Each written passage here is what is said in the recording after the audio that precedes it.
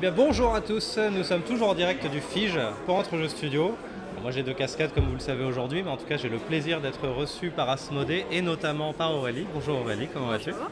Donc, est-ce Très que tu bien. peux te présenter un petit peu, nous dire ce que tu fais chez Asmodée? Oui, je m'appelle Aurélie, du coup je suis animatrice Ok, à l'Espace Pro. Donc je suis là pour vous présenter les nouveautés. super. Est-ce qu'il y en a beaucoup? Oui, Et est-ce qu'elles sont bien? évidemment. Ah, alors on va voir ça sans plus attendre. Par quoi veux-tu commencer?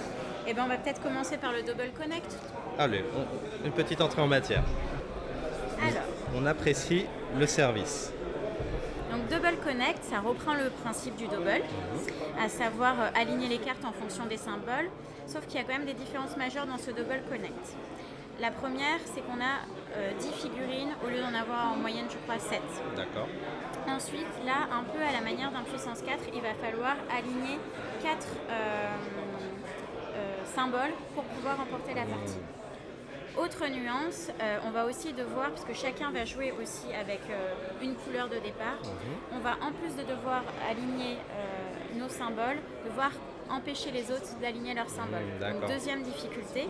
Et enfin, troisième, une fois qu'on arrive soit à contrer un adversaire, soit à aligner nos 4 symboles, on va récupérer une carte de la couleur de chaque adversaire qui va intégrer notre paquet. Donc et qu'on va devoir poser. Donc on marque des points, mais on a cette contrainte-là pour le suite.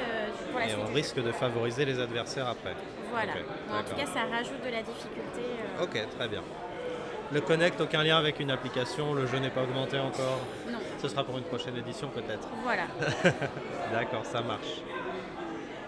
Alors que maintenant, devant nous, se dresse un jeu plutôt haut en couleur qui s'appelle Mantis. Peux-tu nous en dire plus, s'il te plaît? Oui, alors Mantis, c'est un jeu de collecte de cartes et de paris. Le but du jeu, ça va être d'être le premier à collecter 10 cartes de la même couleur. D'accord. Comment je procède? Quand c'est à mon tour de jouer, je pioche la carte qui est là. Et donc là, on s'aperçoit que j'ai 33% de probabilité d'avoir une carte de couleur rose, verte ou orange. D'accord, on a des stats derrière chaque carte. Voilà. Okay. Et donc c'est ça qui va m'aider à faire mes paris. Donc soit je parie sur mes cartes, soit je parie sur les cartes de l'adversaire. D'accord. Si j'y parviens, elle intègre mon jeu. Sinon, elle est mise de côté. Elle va au rebut, ok. Par contre, si je mise sur le paquet d'un autre joueur et que je me trompe, je lui donne la carte. Par contre, si j'y parviens, je prends Tu son prends toute paquet. sa pile? Voilà. Ok. Donc, il va falloir jauger d'être performant, mais pas trop pour pas que tout le monde nous attaque. Et qu'on te prenne d'un coup toute ta pile que tu as difficilement construite depuis le début. Exactement. Ok. Mantis, un jeu pour les gens qui aiment les crevettes et autres insectes sympathiques. Donc là, on a un beau tapis de cerf-volant devant nous. De quoi s'agit-il, Aurélie? Alors, il s'agit de Kite, qui est un jeu coopératif, donc qui va nécessiter rapidité, coordination et bonne communication entre les joueurs. D'accord. Donc le but du jeu, ça va être de faire le plus beau spectacle de cerf-volant. Donc qui dit beau spectacle de cerf-volant dit cerf-volant maintenu dans les airs. Évidemment. Donc quand c'est à notre tour de jouer, le joueur pose un cerf-volant. Là, il va faire s'élever le cerf-volant rouge au joueur suivant. On va devoir communiquer entre nous pour que jamais le sablier n'arrive à la fin. Il y a aussi une petite difficulté quand on se retrouve avec une carte qui a 2 couleurs. Soit on prend la façon simple, on en choisit une entre les deux, soit on élève directement les deux cerfs-volants. En même temps, d'accord. J'ai quand même le droit à un joker. Par contre, au même titre qu'un cerf-volant, une fois qu'il est enclenché, il ne faut pas qu'il aille à 0. Il ne faut pas qu'il aille à 0. Si là je tombe de nouveau sur le jaune, il faut faire attention parce que je le retourne dans l'autre sens. Avec le temps qu'il reste, d'accord. Voilà, sachant que les sabliers n'ont pas tous le même temps. Il y en a qui sont plus rapides que d'autres. D'accord, ouais, le rouge est déjà fini. Voilà, le rouge est déjà fini, là où le violet va prendre un peu plus de temps. Autre difficulté, comme si c'était déjà pas assez péchu comme ça. Vous en voulez plus? Attendez. Il y a aussi des tempêtes qui s'invitent, les cerfs-volants qui s'en mêlent. Tout le monde déteste ça. Etc. qui compliquent un petit peu la tâche. Ok, c'est très fin. J'aime beaucoup le concept du cerf-volant avec le sablier qui donne le temps qu'il reste en l'air. C'est vraiment presque poétique. J'aime beaucoup. Voilà, donc à éviter pour les gens un peu cardiaques et stressés, parce qu'on se prend vite au jeu. Attention à vous. Du coup, comment on gagne par contre à Kite? Oui, alors on gagne quand on a fini le paquet de cartes qui est devant nous. D'accord, ok. Donc on les maintient en l'air jusqu'à avoir épuisé tout le paquet. Exactement. Allez, à vos cerfs-volants. Donc là, je vois que tu as sorti un jeu avec une DA assez élégante, Differentio. De quoi ça parle? Alors, Differentio, c'est un jeu d'observation. En début de partie, les joueurs vont avoir un petit temps pour observer le plateau et notamment les petites vignettes qui sont là. Ensuite, je vais demander aux joueurs de fermer les yeux et je vais devoir changer une vignette et les joueurs vont devoir deviner laquelle j'ai changé. D'accord. Il y a deux grades, niveaux plutôt, dans ce jeu. Donc il y a le premier niveau, je intervertis une seule carte et les joueurs doivent deviner. On a le droit qu'à une seule proposition. Si j'ai juste, je remporte la carte. Si je n'ai pas juste, moi je ne veux juste pas. Tu ne gagnes pas la carte. D'accord, voilà. ok. Ensuite, deuxième manche, on retourne le plateau. Là, on se retrouve dans l'univers du Maghreb. Même principe, sauf que là, je vais pouvoir modifier de 1 à 3 cartes. D'accord, donc c'est pour les parties un peu plus expertes, un peu plus C'est ça, évoluées. et si je me trompe, je vais perdre des points. Ok, Donc c'est pour un d'accord. niveau au-dessus. Sympa. Et du coup, tu peux modifier n'importe quelle carte avec Je n'importe peux laquelle autre? modifier n'importe quelle carte. Tu nous fais un exemple? Oui, tout à fait. Fermez les yeux à la caméra, ne regardez plus.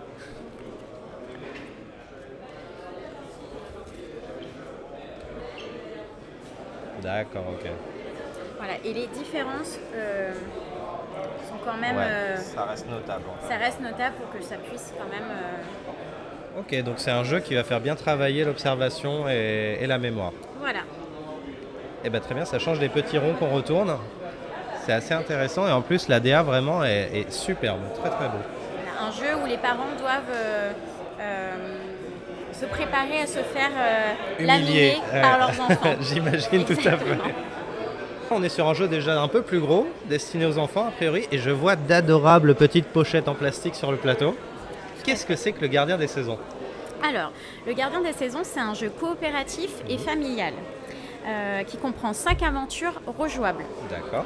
Donc en début de partie, on va ouvrir notre petite enveloppe qui est ici et où on va trouver toutes nos instructions pour le reste de la partie. Donc c'est très simple, tout est numéroté, donc on n'a plus qu'à lire et à suivre les instructions. D'accord. Dans Gardien des Saisons, le but du jeu, ça va être pour les animaux d'accomplir leur mission sans être dévorés par le loup. Oh. Alors, au niveau des missions, on va par exemple devoir trouver une paire de gants, une paire de bottes, une épuisette et un chapeau donc, qui correspond justement aux petites vignettes qui sont là. Mais on va devoir également les replacer dans la bonne saison. Donc, par exemple, mes gants, je vais devoir trouver les gants et en plus les placer soit au printemps, à l'été, à l'automne. C'est lui qui bloque. C'est lui qui bloque. Je l'ai. Voilà. Chaque petit personnage a une spécificité. Ok. Et dans ce jeu, il n'y a pas de dés. Donc, comment est-ce qu'on déplace nos personnages? Donc, ici, par exemple, le loup, je vais pouvoir le déplacer jusqu'à 4 cases. Mon personnage blanc jusqu'à 3 cases. Le orange, ainsi de suite. Et en fait, à chaque fois, on change la carte. Comme un livre, tu as 2 pages qui sont Comme un en face. livre. Ok. Voilà. Très Donc bien. un jeu familial qui nécessite au départ d'accompagner un peu les enfants, mais qui, au bout de quelques parties, ils peuvent être en Roule tout autonomie. seul. À partir de 2 ans, je vois. Non, à partir de plus de 7 7 ans. ans, d'accord. Donc c'est de 2 à 4 joueurs. Oui, parce qu'il y a quand même beaucoup de règles. Alors voilà, un jeu qui a priori est fait pour initier les enfants à Gloomhaven, puisqu'il y a des pochettes avec des scénarios et des éléments à côté. Donc si vous voulez qu'ils aillent vers là, commencez par le Gardien des Saisons. Ok, alors après Double Connect, qu'est-ce que tu as de beau à nous présenter? Alors je vais devoir vous présenter Trio. Trio. Donc le principe est hyper simple, ça va être de réaliser, comme son nom l'indique, des trios. D'accord. On peut gagner la partie en réalisant 3 trios, 2 ou 1. Donc quand c'est à mon tour de jouer, j'ai mon jeu de cartes en main et je vais appeler un joueur. Par exemple, j'appelle Clément et je vais lui demander de me montrer soit sa plus grande, soit sa plus petite carte. D'accord. Qui me montre. Ainsi de suite. Le but étant donc de réaliser des trios. Si on se trouve bloqué à un moment du jeu, parce qu'il va quand même falloir retenir, on a quand même ce petit tas de cartes au milieu qui marche un peu à la manière d'un memory. On va pouvoir retourner et s'en servir pour compléter notre trio. Si j'ai 3 trios, je gagne. Si je réalise un trio de 7, j'ai seulement un seul trio à réaliser. Et enfin, sur les petites cartes, j'ai des chiffres en plus. Donc par exemple, si je réalise mon trio de 2, et qu'en plus j'arrive à faire un trio de 5 et un trio de 9 derrière, j'ai simplement besoin d'avoir que 2 trios au lieu de 3 pour pouvoir remporter la partie. C'est pas une obligation, c'est pour... des petits bonus pour t'engager à aller vers un chiffre ou une valeur. Pour finalement gagner en seulement 2 trios plutôt que 3. D'accord. Voilà. Alors ça marche très bien. On a envie de rejouer. C'est plutôt facile d'accès. Simple, rapide et efficace. Exactement. Parfait. Voilà. Alors là, on arrive sur quelque chose qui est parfaitement adapté puisqu'il est bientôt midi et qu'on va bientôt grignoter. Un jeu que j'ai suivi dans son étape de développement lors de mon étape chez Funforge, mais qui avait un autre nom, par Bruno Catala, si je ne m'abuse. Voilà. Et qui du coup maintenant est distribué par Asmodée qui s'occupe de distribuer les jeux de la gamme Funforge. Peux-tu nous en dire plus sur Donuts, s'il te plaît? Oui.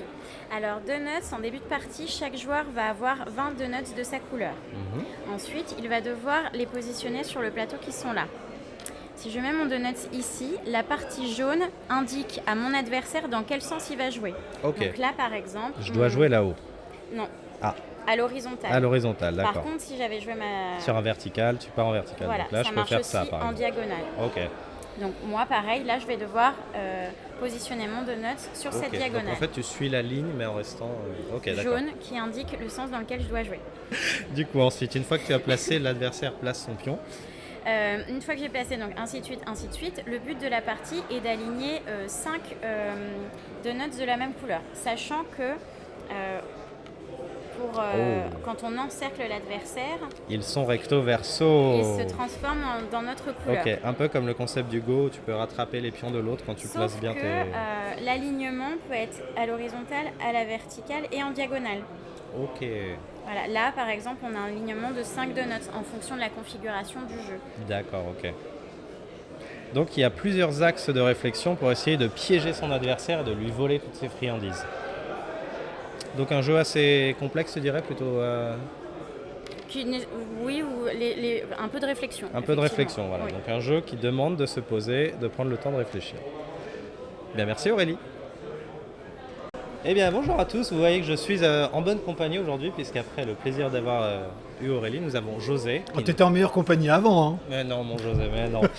Fais-nous plaisir, présente-nous ce petit jeu dont on nous a dit des merveilles hier avec Max et son frère qui y ont joué. C'est normal qu'on vous ait dit des merveilles, c'est une balle. Ah bah voilà. Achetez-le. Après, si vous n'êtes pas d'accord, on discute après. Qu'est-ce que c'est Star Wars Deck Building? Avant toute chose, c'est un deck building. On va rappeler vite fait les bases, même si je pense que la plupart de vos viewers savent très bien ce qu'est un deck building. Tu as un paquet de cartes, tu vas acheter des cartes sur une rivière qui est un marché, construire le deck. Donc les cartes que tu achètes vont dans ta défausse que tu remélangeras et qui va donc créer ton deck pour les tours à venir. Dans Star Wars Deck Building précisément, tu joues en duel, tu joues à la fois l'Empire. Par exemple, je joue l'Empire, c'est pas parce que je suis Asmodée, mais ça peut s'expliquer. Et disons, vous jouez les rebelles. Vous avez donc des cartes rouges, et vous remarquez qu'au marché, il y a des cartes rouges et des cartes bleues. Elles ne sont pas forcément dans le même sens, et je vais vous expliquer pourquoi ensuite. Donc évidemment, on a des paquets qui sont différents, c'est-à-dire que leurs effets sont les mêmes. Là, au départ, ils sont différents juste sur le visuel, mais pas du tout sur les effets. D'accord. On a 2 cartes de bagarre, on a des cartes d'achat, et on a une carte qui est modulaire. À partir de ces 10 cartes-là, donc à chaque tour, tu vas avoir tes 5 cartes, et tu vas gérer ton tour de jeu. Ton tour de jeu va te servir soit à acheter des cartes, soit à combattre des cartes. Pourquoi je dis soit? Parce qu'en fait, comme vous le remarquez, les cartes rouges, par exemple pour les rebelles, dans ton cas, tu vas les acheter, elles vont te coûter 4, et puis elles vont aller dans ta défausse et elles vont te permettre, au moment où tu les joueras, non seulement de générer 4 points de bagarre, mais en plus d'avoir un effet sur le jeu. Moi, de mon côté Empire, j'ai peut-être tout intérêt à tuer cette carte-là, donc à utiliser ma ressource bagarre pour la tuer et avoir une récompense qui là serait gagner 3 points de force, qui me permettra de faire varier l'échelle de force. D'accord. Ce qui est très intéressant dans ce jeu-là, c'est beaucoup ça. C'est l'accessibilité par cette double lecture de jeu qui fait que très vite tu comprends tout l'intérêt du jeu et toute cette balance de dire soit je construis mon deck, soit je t'empêche de construire le tien. Et à quel moment c'est le plus utile de faire l'un ou l'autre. C'est hyper malin comme concept. Ça pour nous, c'est vraiment le point très fort de Star Wars Deck Building. Il y a 2 autres modularités par rapport à des deck building un peu plus classiques. Les bases. Donc tu as une base. Ta base, c'est le nombre de points de vie dont tu as à dispo. jusqu'à épuisement donc, de la base. Au cours de la partie, on va évidemment passer par plusieurs bases. Celui qui l'emporte aura détruit 3 bases de l'autre. D'accord. Le premier à détruire 3 bases a gagné. Au départ, tu commences avec 5 bases différentes. C'est la recommandation du setup de départ pour apprendre le jeu. Avec une base imposée. Après, tu as 10 bases et donc tu vas pouvoir un petit peu t'adapter au tout venant. Quand je dis t'adapter, pourquoi je dis ça? Parce qu'à partir du moment où ta base est détruite, donc où tu as atteint par exemple 10 ou plus de points de vie, tu vas choisir quelle base tu mets en jeu. D'accord, ok. Ce choix est hyper important évidemment parce qu'il va te permettre soit de contrebalancer une stratégie adverse qui commence à monter très, très fort sur une ressource que tu n'aurais pas, par exemple la force, et donc une base à toi qui pourrait te permettre de contrer un peu cette stratégie, ou à l'inverse, c'est peut-être le bon moment effectivement de mettre une base qui va accélérer ta stratégie et te permettre de monter très vite sur de la bagarre ou sur de la ressource, et donc d'avoir un impact sur le plateau qui est fulgurant au moment où tu la retournes. D'accord. Dernière petite particularité, l'échelle de force. Donc la force va circuler d'un endroit à l'autre, donc côté rebelle ou côté empire, au fur et à mesure de la partie. C'est aussi une ressource, donc il y a certaines cartes qui génèrent cette ressource et qui te permettent justement de faire varier cet effet. Et à quoi sert la force? Eh bien, certaines de tes cartes ont un effet bonifié à partir du moment où tu contrôles la force. Donc au moment où tu les joueras, si la force est de ton côté, tu vas pouvoir avoir des effets un peu meilleurs. L'intérêt étant évidemment d'arriver à faire basculer la force de ton côté avant de jouer ces cartes-là. Évidemment. Okay. C'est pas du tout une ressource obligatoire. C'est-à-dire que tu peux totalement laisser la force à ton adversaire en te disant je fais l'impasse dessus. En réalité, il faut faire l'impasse que jusqu'à un certain point. Il faut réussir à tempérer cette avance-là parce que laisser complètement un champ ouvert à ton adversaire, c'est généralement par là que tu perdras. Donc ces 3 variables-là, pour nous, c'est ce qui est hyper intéressant. On a aussi des cartes neutres, comme dans tous les deck building, qui se nettoient d'elles-mêmes. Mais ça, aujourd'hui, la plupart des deck building aujourd'hui le font. Mais c'est pratique. Les cartes que tu ajoutes, évidemment, ne viennent pas pourrir ton jeu. Elles se nettoient tout en faisant un petit effet. Donc, tu es quand même sur quelque chose d'assez équilibré. Pour nous, le jeu, il est hyper solide. Ouais. Il y aura éventuellement une petite discussion sur le tarif. Et ça, je vous laisserai en discuter sur les forums. Ça peut être un sujet, effectivement. Ça peut être un sujet. Nous, c'est quelque chose, on s'est dit, oui, non. En fait, la mécanique est forte, l'IP est forte. Pour nous, ça suffit. Là, on s'était dit, on aurait pu effectivement aller sur un prix d'entrée qui est un petit peu plus bas, mais en obligeant finalement à aller acheter une extension à côté. Pour compléter. Et en fait, le choix s'est plutôt porté sur le fait de faire un produit fini. Et si on va sur une extension, d'aller apporter plutôt soit d'autres univers, alors c'est toujours Star Wars évidemment, mais d'autres parties de cet univers, soit d'autres d'autres aspects exploration de cette IP qu'on n'a peut-être pas encore vu. Et de plutôt fonctionner par slot plutôt que par boîte de base plus plein de petites extensions. Donc on s'en parlera au fur et à mesure, mais moi je suis curieux de voir. Comment il sera reçu. C'est un pari. C'est un pari, on va voir. Tu peux nous annoncer un MSRP? Pas du tout. Pas du tout. Et bien voilà, je MSRP n'en annonce jamais d'MSRP, je suis distributeur, j'ai pas le droit. Non, c'est vrai. Mais le prix éditeur, effectivement, le prix public constaté devrait se trouver autour de 35 €. Donc, effectivement, pour un deck building sur un marché comme ça, très serré, c'est un deck building, tu es à peu près 10 € au-dessus du marché. Donc est-ce que le matériel justifie? Est-ce que l'expérience de jeu justifie? Nous, on est convaincus que oui. Après, c'est le marché qui le dira. Ouais, puis c'est l'IP qui va faire la différence, je pense. Aussi, aussi. Merci pour cette belle présentation. N'hésitez pas à succomber à l'Empire ou alors maîtriser la force et rejoignez Star Wars Deck Building. Laissez faire l'Empire. Bah oui, enfin. On arrive sur la présentation d'un jeu qui n'est pas anodin puisqu'il a gagné l'As d'or initié, vous savez, celui qui se place à peu près quelque part. José, peux-tu nous en parler plus en détail? Entre experts et famille, par exemple. Voilà, quelque part. Évidemment, qu'est-ce que c'est Challengers? Challengers, c'est un auto-battler. Pour ceux qui sont habitués de TFT ou de ce genre de jeu, un auto-battler, c'est une bataille. D'accord. Tout le jeu d'un auto-battler, c'est de construire ton deck, en sachant qu'évidemment tu ne vas pas savoir comment il sort. Tu vas dépiler tes cartes et les retourner une à une. Idéalement, la stratégie que tu as mis en place va opérer ou pas en fonction Du résultat, de de l'avancement, l'aléatoire, hein, puisque tu ne contrôles pas. Donc au départ, tu as un deck de cartes, c'est le même pour tout le monde. D'accord ? Tu mélanges, tu retournes, et après c'est un capture the flag. Il suffit pour ton adversaire de venir au moins égaler ta puissance pour capturer le drapeau. D'accord, ok. Et ainsi de suite jusqu'à épuisement des paquets. Ok. Et quand une carte est battue, elle va dans le banc, qui est le banc des remplaçants, un petit peu comme un match de foot au final. Si jamais tu dois envoyer une carte sur le banc des remplaçants et qu'il n'y a plus de place, tu as perdu la partie. Ok. Même si tu n'as pas épuisé tes piles de cartes. Si jamais tu épuises tes piles de cartes et que tu n'as pas réussi à récupérer le drapeau, tu as évidemment perdu la Normal. partie puisqu'il est chez ton adversaire et que c'est un capture the flag. Petite particularité évidemment, c'est que les cartes de même nom sont identiques entre guillemets, elles se placent sur la même Slot, position du banc. D'accord, ok. Une fois que tu as fini ton premier match, on va pas se mentir, le premier match, Tu perds. c'est beaucoup de l'aléatoire. Voilà. Donc tu as vraiment très peu de contrôle dessus. Derrière, en fait, tu as une fiche qui est une fiche de tournoi et qui va te dire, ok, suite au premier match, tu vas prendre 2 cartes du paquet A et tu vas construire le deck D'accord. pour ton prochain match. Je te donne 5 cartes. Parmi tes 5 cartes, tu en choisis 0, 1 ou 2. Éventuellement, tu redemandes 5 cartes pour finir avec 2 cartes du paquet A. Tu construis ton deck à venir.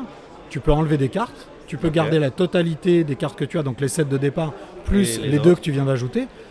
Évidemment, tu prends le risque de plus tu as de cartes, plus tu risques à un moment de remplir le banc. ta rivière, ouais. Et en même temps, si tu n'as pas assez de cartes, eh ben, tu risques d'arriver au bout de ta pile. Donc, tu as une Ok, petite faut trouver gestion. l'équilibre. Faut trouver une gestion, un équilibre. Et tu fais ton deuxième match. Et ainsi de suite, tu vas faire tout un tas de matchs. Tu ne rencontres qu'une fois chacun de tes adversaires. Ok. C'est vraiment un mode tournoi. Et à la fin de la partie, évidemment, celui qui a gagné le maximum de trophées, au dos des trophées, tu as les Des points de victoire. Ou des fans, parce qu'il y a des effets de cartes qui te font gagner des fans. D'accord. Donc des points supplémentaires au fur et à mesure de la partie. Donc celui qui a le plus de fans gagne la partie. Il Ok. peut arriver que de temps en temps, tu es quelqu'un qui soit très efficace sur les trophées, qui ait gagné plusieurs trophées, mais qui ne gagne pas forcément de points, ouais. la game, puisque tu vois, au dos, tu vas avoir des points de victoire, mais, il y a plus tu de peux les fans chez compenser. les Quoi. autres. Ok, d'accord. Donc il y a une vraie prise de risque. Il y a de la stratégie, parce qu'évidemment, c'est toute la construction de deck qui fait le jeu, mais il y a une part d'aléatoire, évidemment, qui est qui forte. est non négligeable. Donc tout le jeu est d'arriver en fait à jouer sur 2 tableaux, Ok. à la fois de l'aléatoire et de la stratégie. Et puis le petit moment de frisson où tu as construit une super stratégie de ouf, et puis où ta carte qui devait arriver en fin de game, elle arrive en premier. Et t'es choqué. Et puis là, bon courage pour la suite. Mais ça veut pas dire que tu as perdu la partie Oui, pour tu autant. peux te rattraper sur Mais les manches effectivement, ça peut être très compliqué sur une game. Ou surtout, alors évidemment après il y a du skill, il y a plein de choses qui rentrent en ligne de compte. suivantes. Ok. Donc Challenger, un jeu qui vous invite à prévoir l'imprévisible en vous rappelant les jeux des auto-battleurs sur le net.